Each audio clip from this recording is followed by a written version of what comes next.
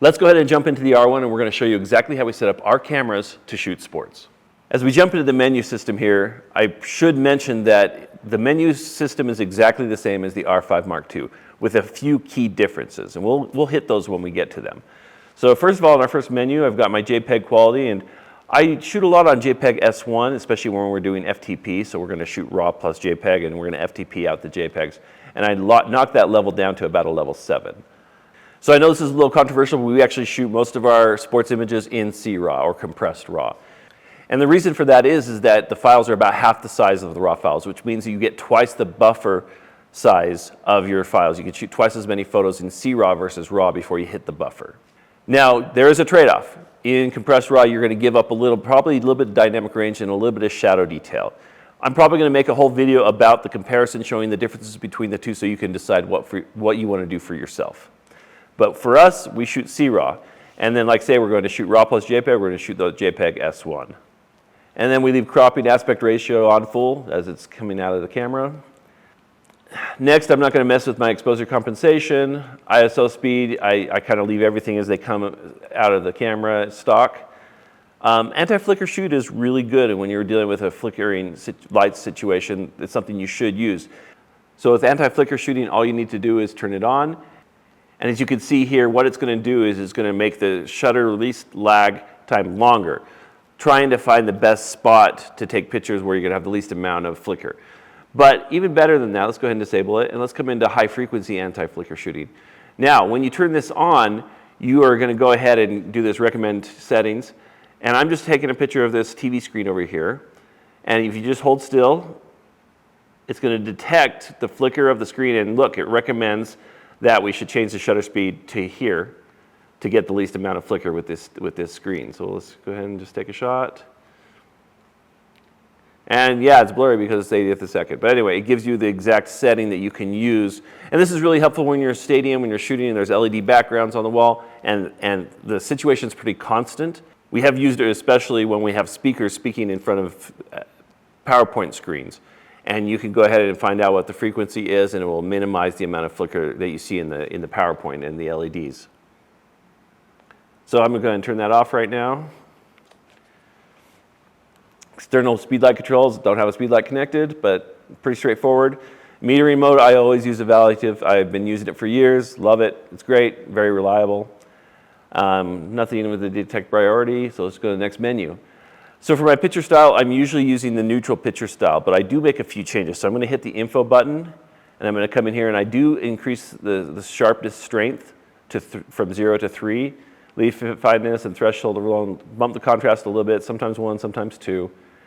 Saturation I kind of leave, and then color tone I go ahead and do -2.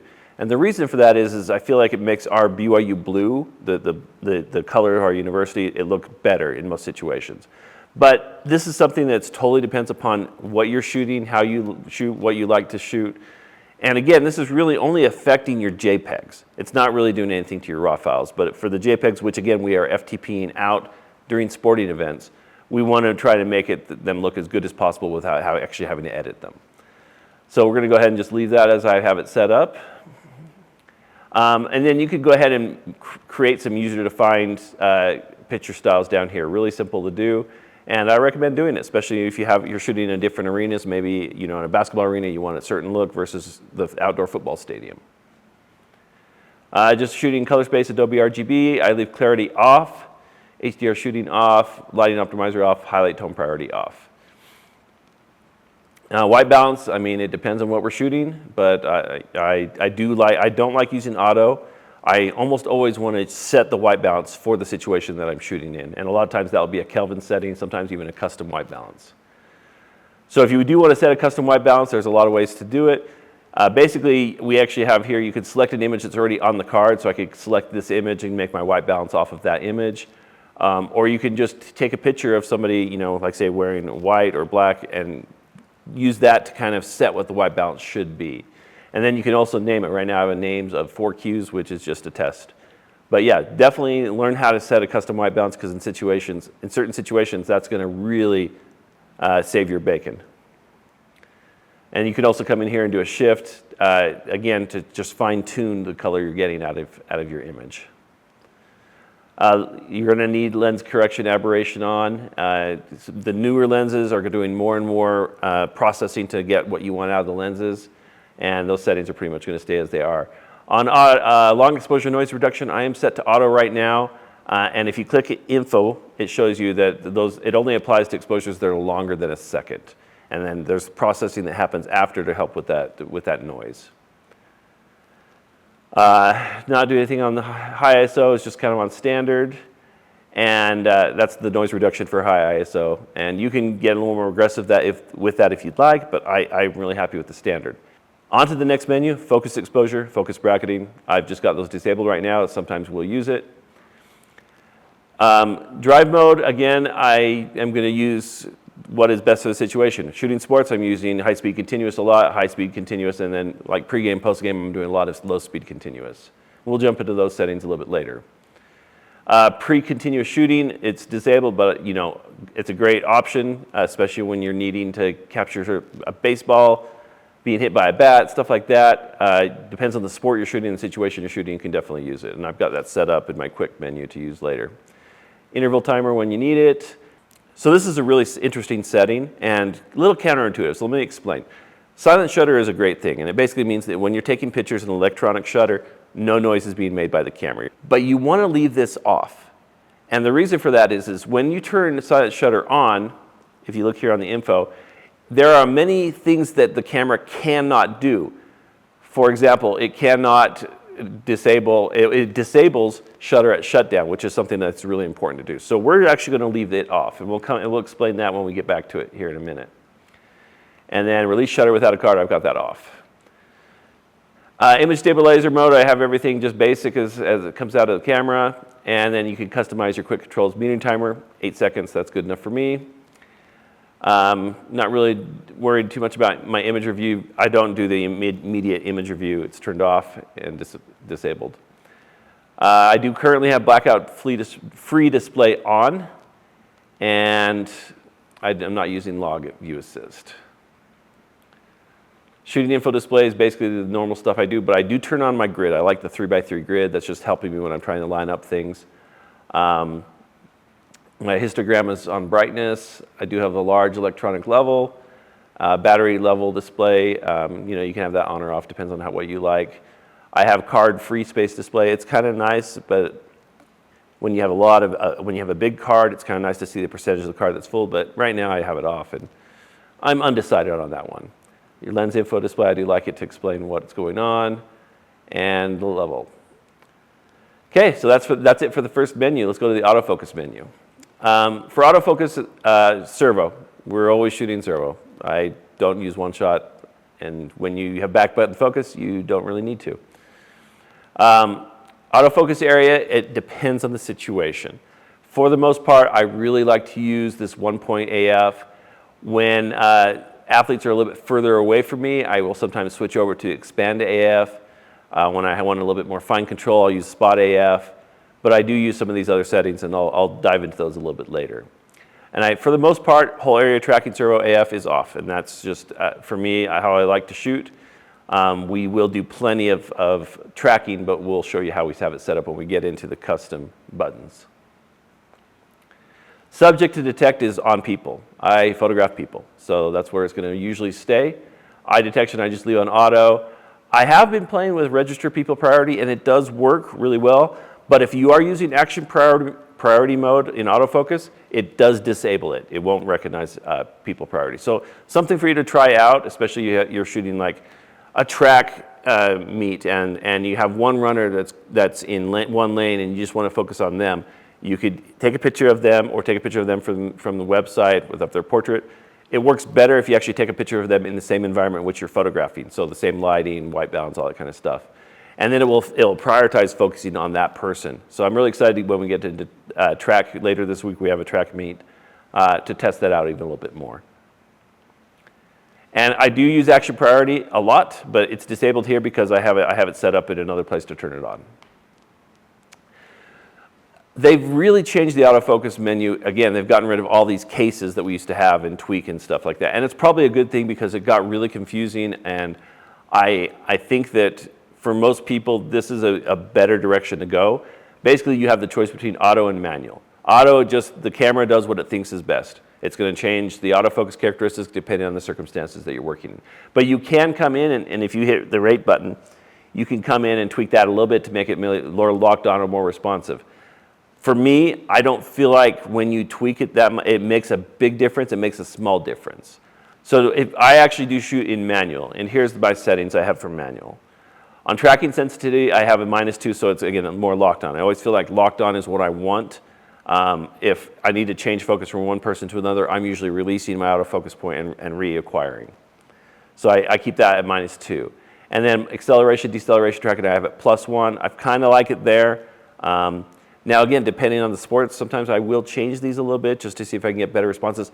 But I do not feel like your customization makes a huge difference. So I wish we had more input power. I wish that there was a -10 locked on, because there are situations where I wish I really could lock it onto a person and wish it didn't jump off of them no matter what happened, no matter what obstacle it ran into.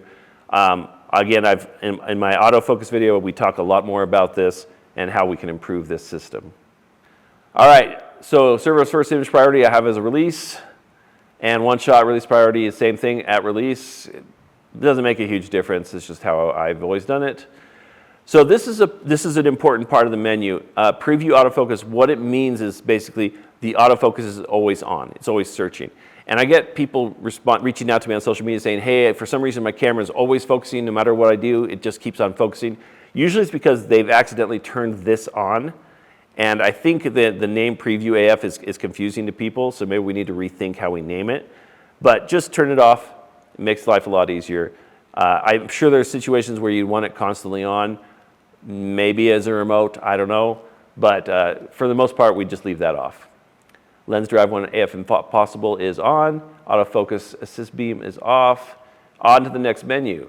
I'm not limiting any of my areas. Orientation point is the same for both vertical and horizontal. I don't limit my subject to detect, or I have this left-right eye detection just off.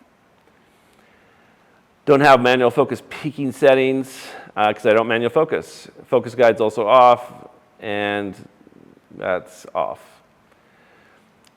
So this is an interesting one. You can actually go ahead and register presets. I think there's 6 sets where you can register, like if you're shooting football and you like your autofocus to be set up a certain way, and you can set that up. So for me, I have my base, which is kind of not baseball, it's just like my standard.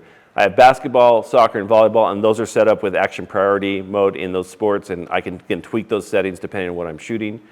But you can go ahead and I love the fact that you could actually rename it so you can make it your own. But I don't use that a lot, but it's something I am playing around with and starting to look at using a lot more. Now, I mentioned this in the video. I did a full video about the R1's autofocus system, and I talked a lot about this guide. The autofocus setting guide is the best resource you have as a sports photographer to help understand what your camera's doing when you're photographing sports. Read it cover to cover. It's the one manual that I can 100% recommend. There's just this little URL and QR code here if you want to jump to it. I'll put a link in the description that actually goes and explains a little bit more about the autofocus system and the kind of why things are set up the way they're set up. But if you read this, you'll understand what your autofocus system is doing. That's super important so that you can use it to the best of your ability. Okay, into the play menu. Protect images. I don't really protect the images in the camera. I don't really rotate. I'm not really doing anything on this menu. Not processing the raw in camera. I'm not doing the upscaling, resizing, cropping, HEIF to JPEG conversion. I really don't do slideshows with my R1. I probably should do that. Maybe the family would sit down and get some popcorn and enjoy that, but no. And everything else is kind of just set as basics. Now, I do want to look at this a bit more, the blur out of focus image detection. I've seen kind of demos of it, but I'm not sure that I would use it, but it's something you can play with. And then playback information to play. Highlight alert. Here's one thing that I recommend you do go and turn on. So what highlight alert is basically a way for me to help know if my exposure is good. And when you're in an environment where you're going indoors and outdoors and the sun comes out and the shadow and it starts raining, the environment's changing a lot. And just to know when your exposure is dead on is very helpful. So what highlight alert does, and I'll go ahead and show it to you here, If I take a picture of my light up here on the top of my set, and I hit play, you can see how the white is blinking on and off. What that means is those pixels are completely blown out. They're pure white. And that's very helpful to me because let's say I'm taking a picture of this athlete, and I take this picture, and you see where it's blinking. For me, I know if things that should be pure white in the frame, if maybe 10% of them or maybe 15 or 20% of them are blinking, I know that it's a pretty good exposure. Because if you look at the histogram right here, you can see that we're clipping the whites and we're clipping the black. So I always try to be on the edge of clipping whites or just barely clipping a tiny bit of white. That's how I feel like I have a good exposure. And that's just a good rule of thumb. It's especially helpful when you're training other people, when people are learning to shoot. My students, this is very helpful to kind of know when their exposure is pretty close to correct.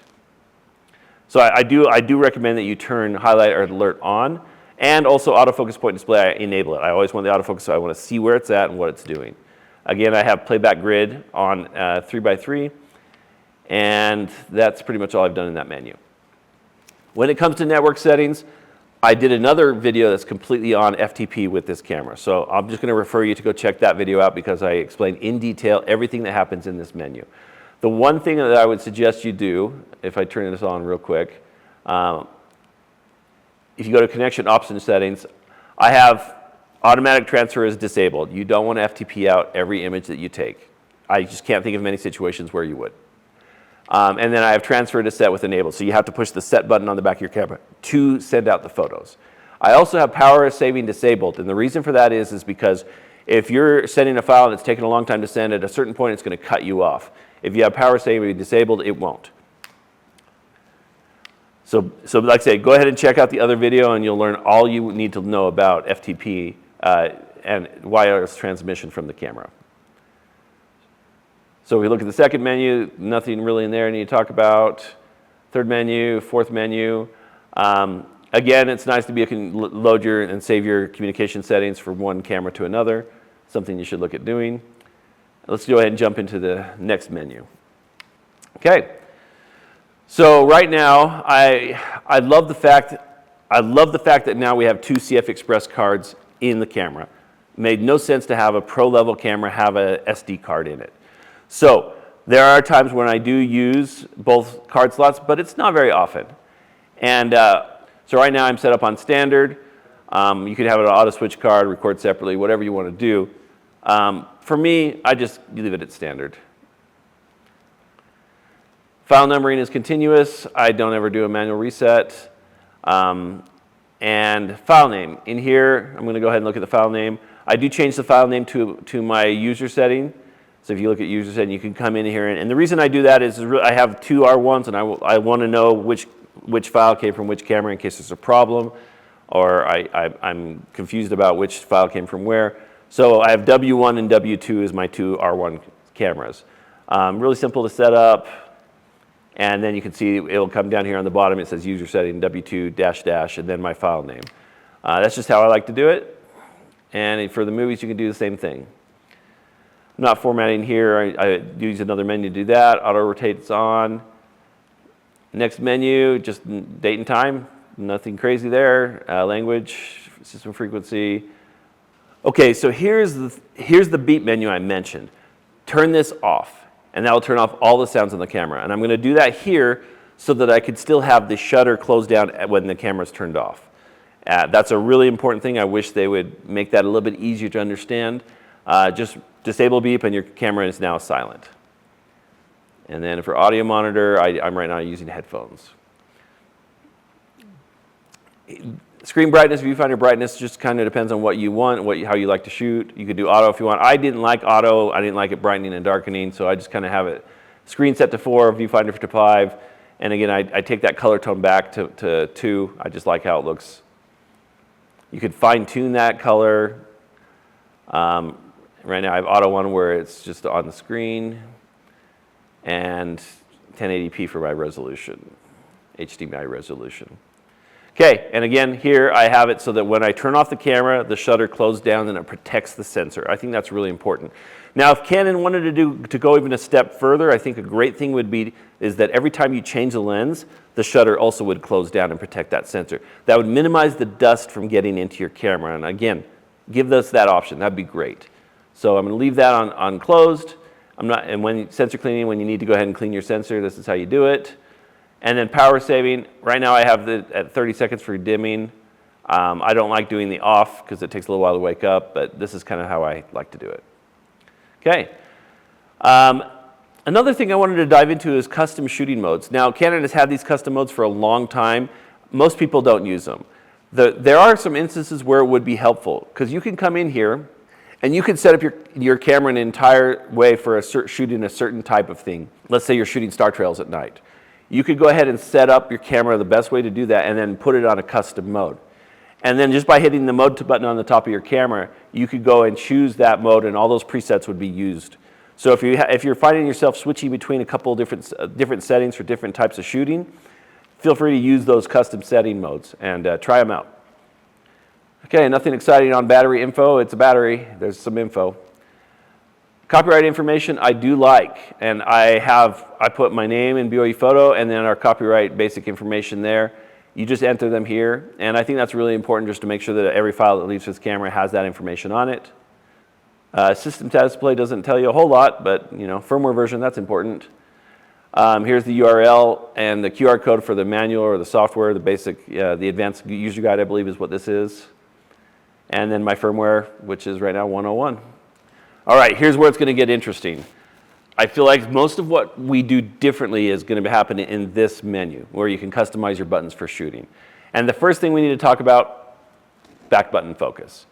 I know there's a lot of people that don't like back button focus. They think it's confusing. They think it's hard.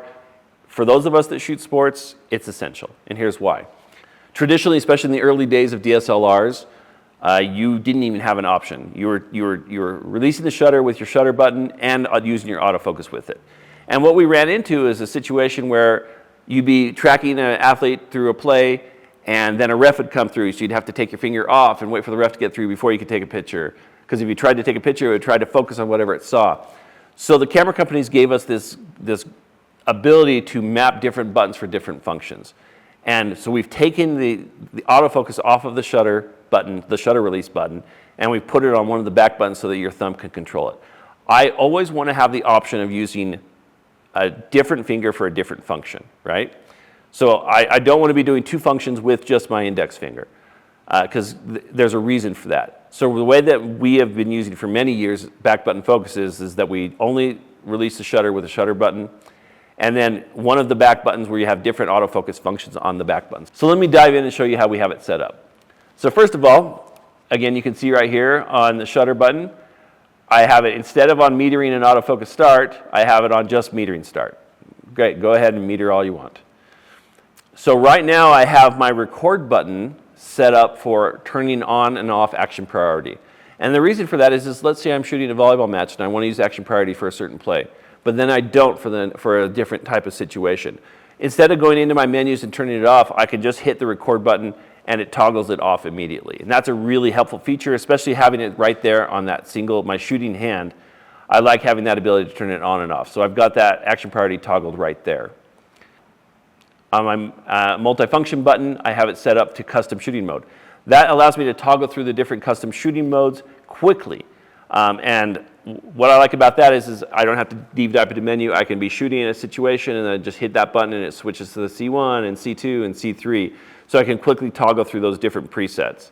One of the things I don't like about this setup is the camera only allows me to use that button to switch between custom shooting modes. I wish I had more options to choose from. For multifunction 2, I have that set up on playback. And again, while I'm shooting, it's nice not to have to pull back and push the play button. I can be in my viewfinder and hit that button and scroll through my images, hit FTP to send one of the images quickly. So multifunction 3 is set up so I can quickly just jump into my drive mode and change drive modes. But honestly, that feels like a waste on that button, so I'm going to kind of think about what I want to put there instead. I leave the turn LED light on to that. Sometimes it's dark and I want to see what's going on. And then the mode button, I also leave the same. I think it works great there. And then this is where it gets interesting. Our approach to autofocus is a little unique. We always want the ability to do spot focus because sometimes you don't want to focus on a face. Sometimes you want to focus on the ball or the net or something else. That's why we make sure that we have the ability to do spot focus without jumping to the face. One thing I do want to mention is when you come into here, and I don't think most people know this, so I'm going to hit info detail set, and then if I hit info again, it gives me all these options where I can change the properties of that autofocus, which is really cool. Meaning that you can have it so that you half press for a certain set of properties and full press for a different set of properties. And I know a lot of people are using that. In fact, some people use it so that half press is just autofocus, whereas full press, it goes from 20 frames a second to 40 frames a second when they're shooting. Stuff like that is really cool that we have the option to add these added features and customize it to the way that we like to shoot. So right now, I'm using this button as kind of my spot focus button. So I just did autofocus operation and autofocus area, and I'm using that locked button. You can come in and you can choose whatever point you want to do. But when you use this 1 AF, which is locked, it doesn't switch to tracking immediately. So this is essentially how we set up our autofocus system. On the AF on button, I have spot focusing without whole area tracking. And I'm going to use that when I'm focusing on something specific, like a net or a basketball or something that's not a person that I want in focus.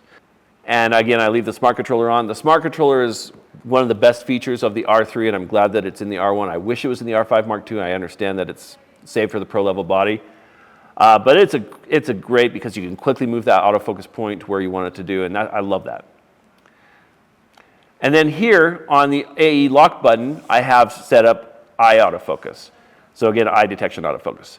So the way that I'm using that is I'm moving my autofocus point around and doing my half press to focus on whatever object I want to focus on.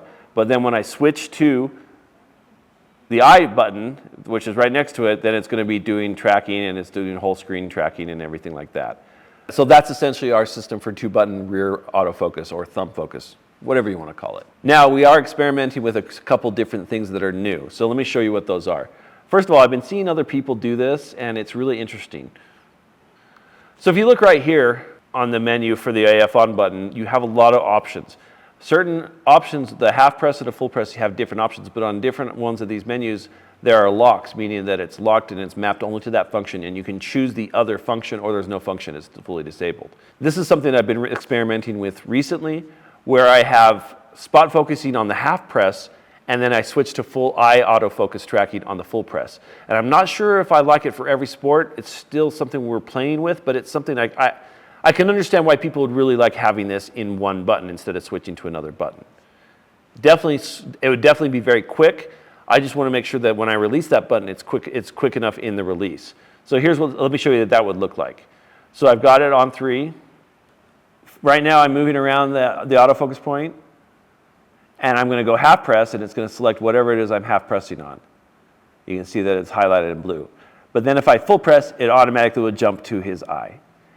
And again, that I can really understand the appeal of that system, and that's why we're trying it out with more sports and in more situations. So if nothing else, try it out. Explore, see if it's something that works for you. If you want a kind of a more traditional autofocus system, use our 2-button setup that we've already described. And this is a recent development that we've been playing with, and the fact is that you can map a register recall function to these buttons too. So let me go ahead and show you what that looks like. The register recall shooting function looks like this, and if you hit info, you can go ahead and you can set up a complete setup, almost like a custom function mode, but one that only appears when you press that autofocus button. So basically, the situation in which I would use would be something like this. I'm at a football game, and there's a shadow line right across the middle of the field. So if I'm shooting in the shadow side, but there might be a touchdown scored on the sun side, I can have the settings set up for that, and then let's say we'd be photographing the athlete, and then they switch over into being in the sun. You jump to that button, and it changes your settings to whatever you have preset. So let me give you an example of a situation where this would come in really handy. You're photographing an athlete, and you're doing 1/2000th of a second and 2/8, everything's. You're wanting to try something different, maybe get a blur. So rather than go into your settings and change everything, you could pre-set up this register recall menu, and you can see I have it right now set up on manual setting with the shutter speed of 1/50 of a second at f8, and then an auto ISO. So all I would have to do, instead of changing all my camera settings and then changing back, all I have to do is hit that focus button. And while I'm holding down that autofocus button, it is going to focus on the athlete with these settings. And as soon as I let it go, it's going to revert back to what I was using before. That's really cool.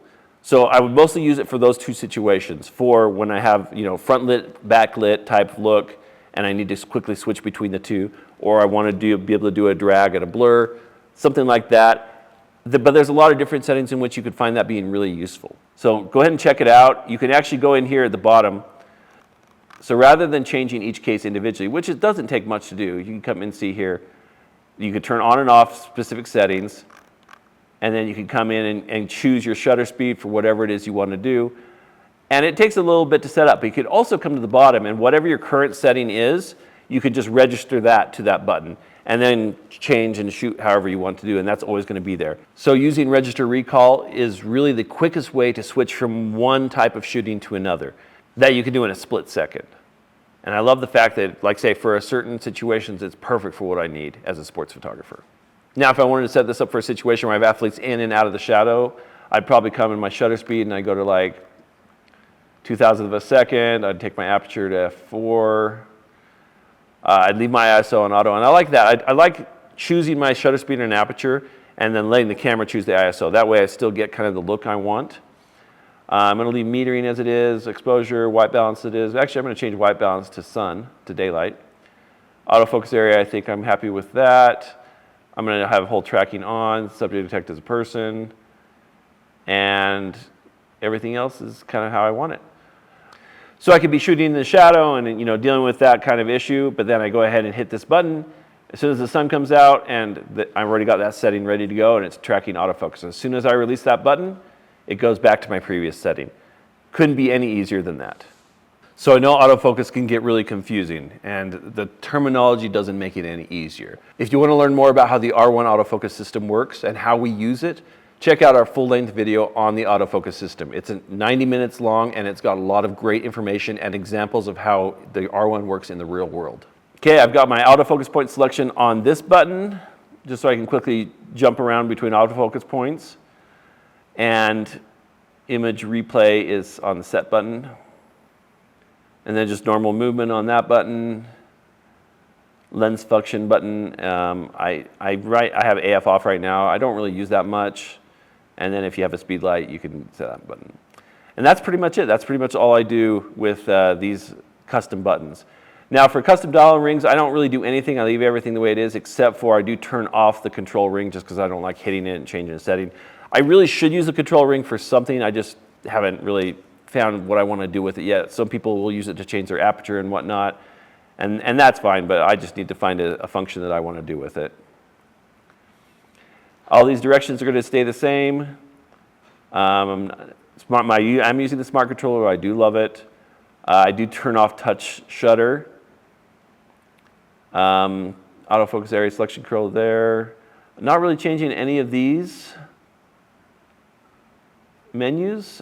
I do turn eye control off, and the reason for that is I really like the way that my autofocus system is set up, that I can quickly move my autofocus point, get exactly what I want, jump between spot focus and between tracking autofocus.